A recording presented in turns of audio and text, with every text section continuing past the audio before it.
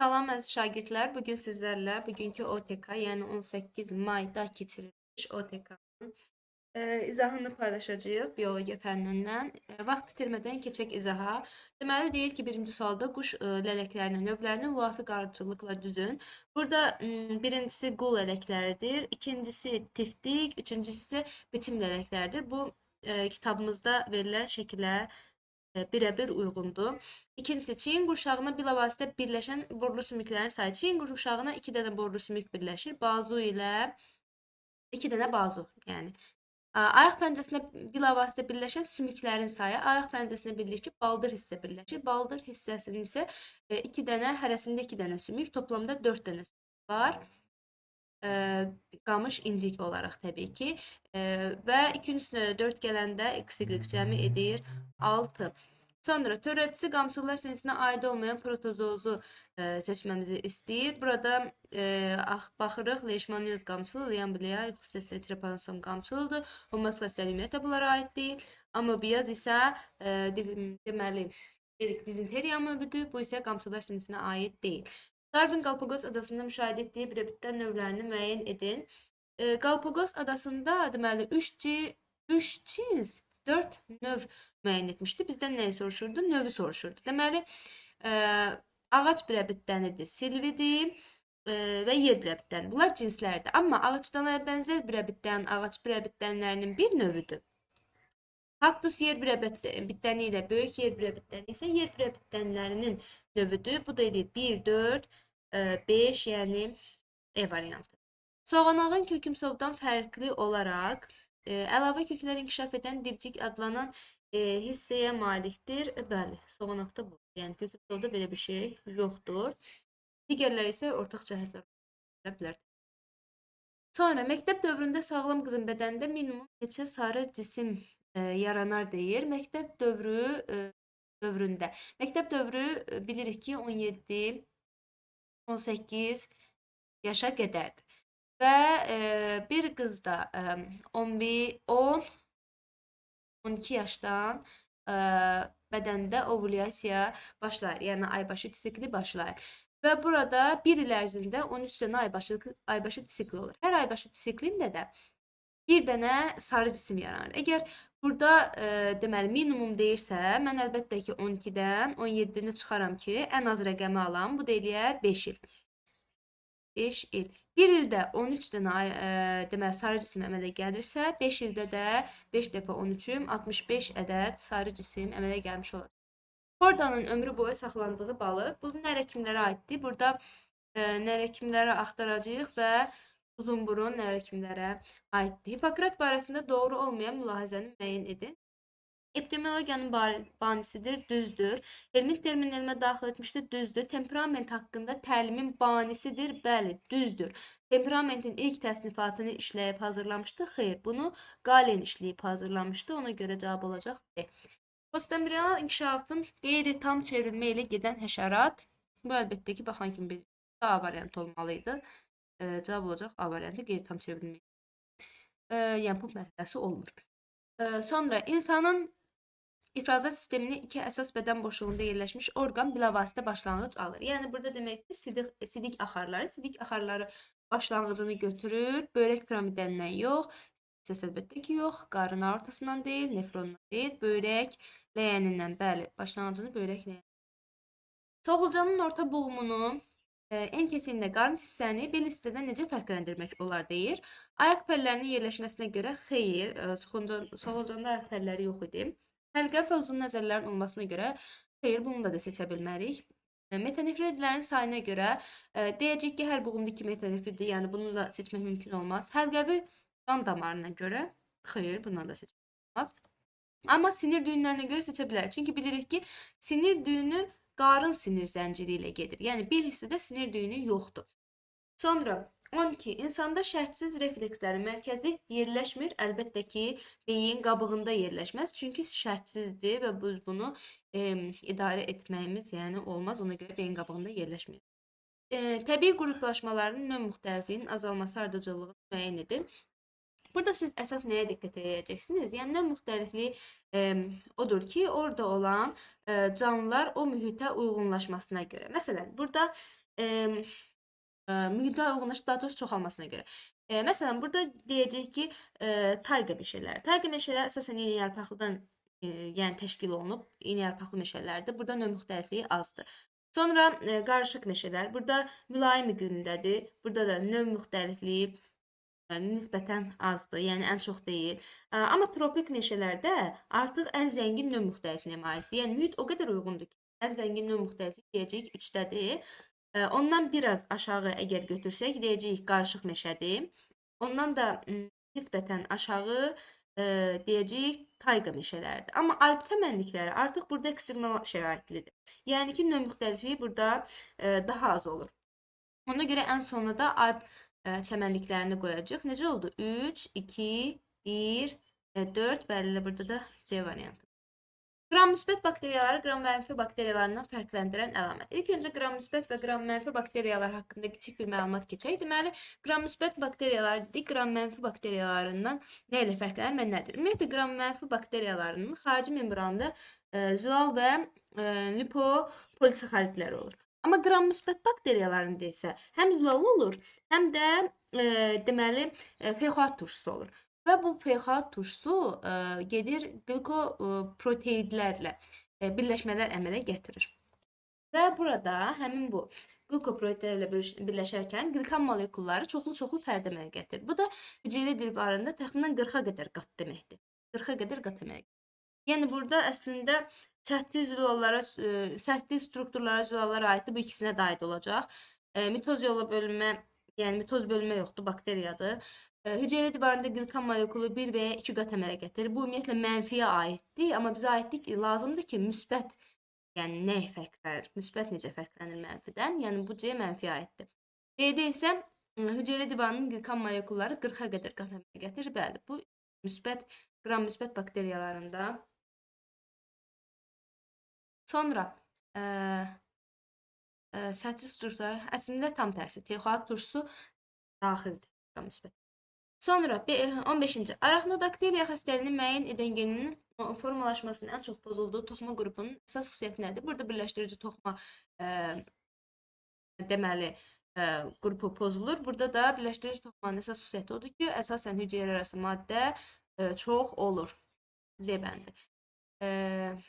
Sonra İsveçrə alimi Ingopotricus nərgiz bitkisindən alınan genləri köçürməklə beta-karotin sintezi bitki növü. Biz bilirik ki, bu qızıl düyü gəlmişdi burada nərgiz bitki genləri ilə. Yəni söhbət düyüdən gedir. Düyü Vavilova görə mədəni bitkilərin müxtəlif və meşə mərkəzlərindən hansına aiddir? Demişdik ki, düyü Cənubi Asiya tropikə, yəni təxminən Hindistana aid bir qida idi. Sonra sakit halda tənəffüs zamanı orta yaşlı insanın ağciyərinə daxil olan ağciyərlərindən qana keçən daha oksigen həcmi sərf etdiyi vaxt axtarır.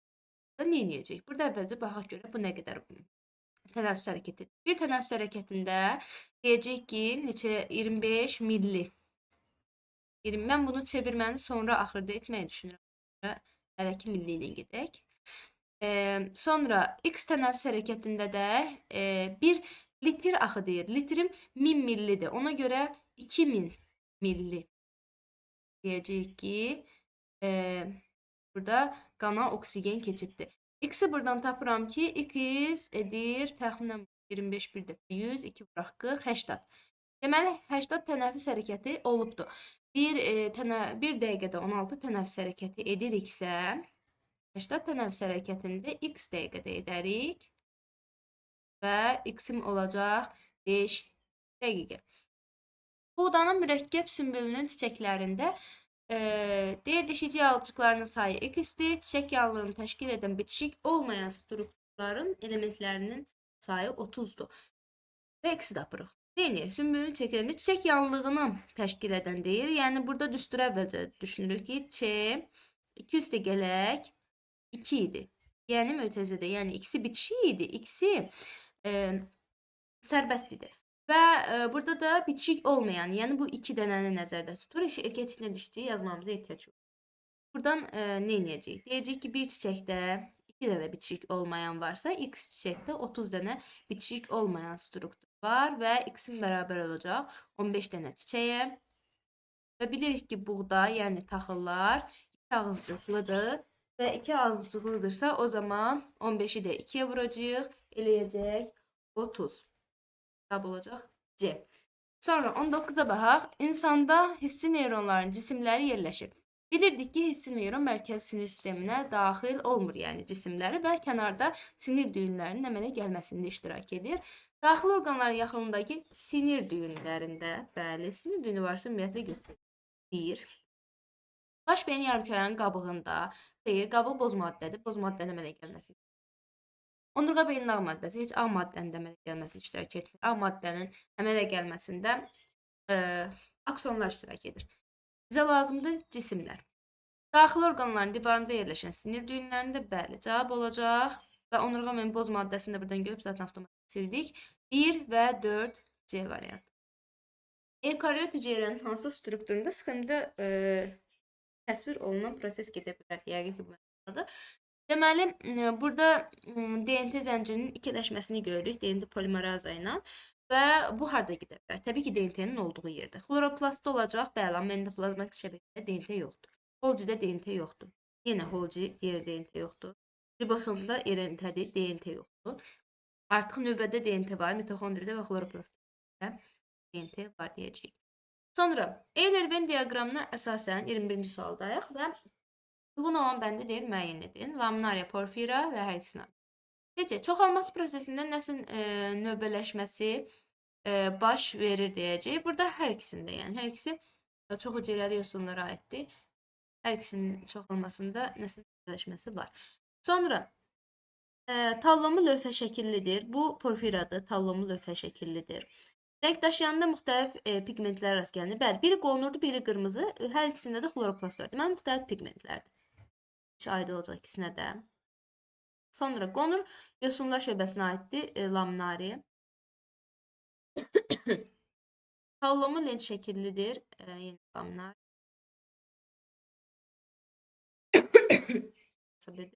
Qırmızı yosunlar şöbəsinə aiddir. Porfir cavab olacaq. D, bənd.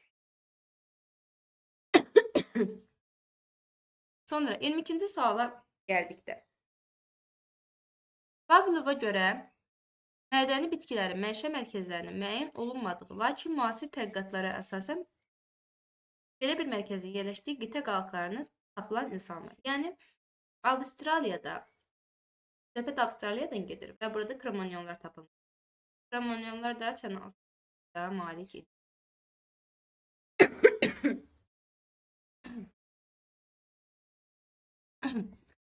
Deməli, D vitamini. Suda həll olan vitaminə aiddir. Xeyr, demişdik ki, limfaya sorulur, yəni suda həll olunur, yağda həll. Qaraciyərdə depolaşır, bəli. Günəş şüalarının, günəşin görünən şüalarının. Deməli, burada artıq səhvdir. Ultrabənövşəyi şüaların təsirindən dərdə sintez olur. Ona görə 3 deyir. Sümüklərdə kalsium fosfor toplanmasına şərait yaradır, bəli.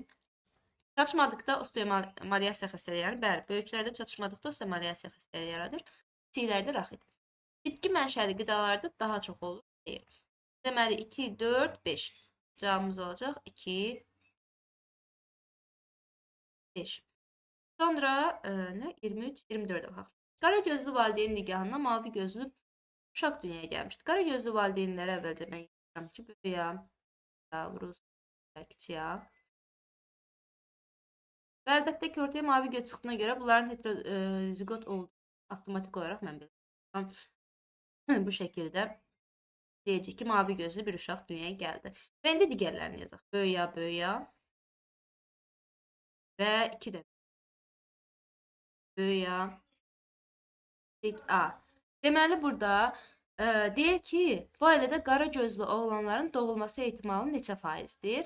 Baxıram ki, burada böyük A olanlar hamısı qara gözlü olacaq, yəni dominant əlamət olaraq və 4-dən 3-ü qara gözlüdür. Oğlan dediyinə görə, oğlan olma ehtimalı təbii ki, 2-də 1%-dir. 2-də 1-dir daha doğrusu. Və bunu da faiz tapmaq üçün 100-ə vururam. Cavabı təqribi olaraq 37 5 olmalı. Amma belə olmaz. 7,5 olacaq cavabı. Yəni cavabımız, faizimiz budur. Sonra insanda bağırsaq hissələrinin qidanın hərəkəti. Bağırsaq deməli mədəyə düşdü. Mədədən sonra keçir 12 barmaq bağırsağa. Sonra oradan acı bağırsağa. Sonra qalça bağırsağa 2 və oradan keçir artıq yoğun bağırsağın şöbələrinə. Bu nazik bağırsaq. Yoğun bağırsağın şöbələrindən ilk görəcək çəmbər bağırsağı, sonra kör bağırsağı, sonra da düz bağırsağı. Yox, daha doğrusu bunu səhv edək. Əvvəlcə kör bağırsaq olacaq. Sonra çəmbər, sonra düz. Yəni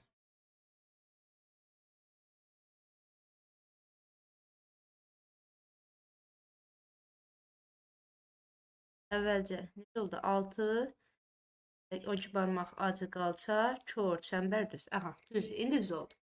Bu şəkildə oldu. Şəkildə göstərilən onurğa, bunu mən digərlərdən baxdım. Bir şey, insan onurğa göstərilib, esvari şəkildə bilmədim. Yəni, insanı burada təsvir edib. Və insanın, təbii ki, buradan S şəkilli onurğadan bildik.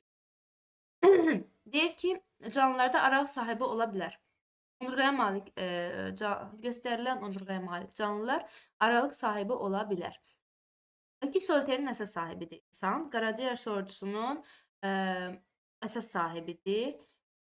Bir də əsas sahibidir. Toksoplazmanın aralıq sahibi ola bilər, çünki əsas sahibi pişik kimlərdir. Malyariya parazitinin aralıq sahibi ola bilər, əsas sahibi alçaqanlıqdır. Exlikokun da aralıq sahibi ola bilər, əsas sahibi yırtıcı heyvanlardır. İnsan skardinində ümumiyyətlə aralıq əsas sahibi yox. Olacaq 3, 4, 5. Sonra 27-yə gəldikdə. Fındıq meyvədən meyvə, paxla meyvə. Deyir, qalın toxum qabığına malikdir. Qabığı meyvə yanlı. Bunu saxlayaq hələ. Meyvə yanlı 5 bölündə bu fındıq meyvəyə aiddir. Artıq. Daxili qatı dərdi şəkilli olan meyvə yanlığı toxuma bitişmir. Bu toxumca meyvəyə aiddir. Bu da qalsın. Pərdə şəkilli meyvə yanlığı toxum qabığına bitişir. Bu dən meyvəyə aiddir. Meyvə yanlığı açılandı. Çox toxumlu quru meyvələrdə meyvə yanlığı açılandı. Burada paxla meyvəyə aid olacaq. Yəni B, D, E variantı olacaq cavabımız. İndi gələk situasiyaya. Sonda deyir 17 yaşlı gəncin 12 gəncin mərhələləri göstərilmişdir. Mətin daxili inkişaf dövrünün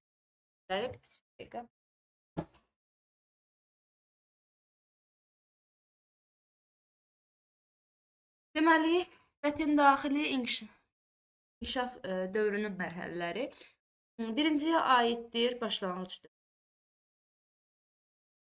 dövrü. Sonra ikinciyə aiddir döl dövrü. Üçüncüyə aiddir. Yox.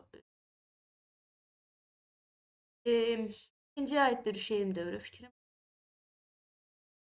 Düşeyim. Üçüncüyə aiddir dövrü. Sonra doğulduktan sonraki inkişaf mərhələlərində isə artıq burada olacaq birincisi yeni doğulma dövrü. Yaş dövrlərinə yaşın fiziologiyasına getmədiyinə görə yeni doğulma. Sonra olacaq dəmər.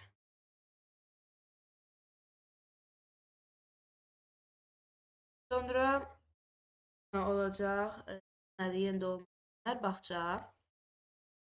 Bağçaya qədər məktəbə qədər.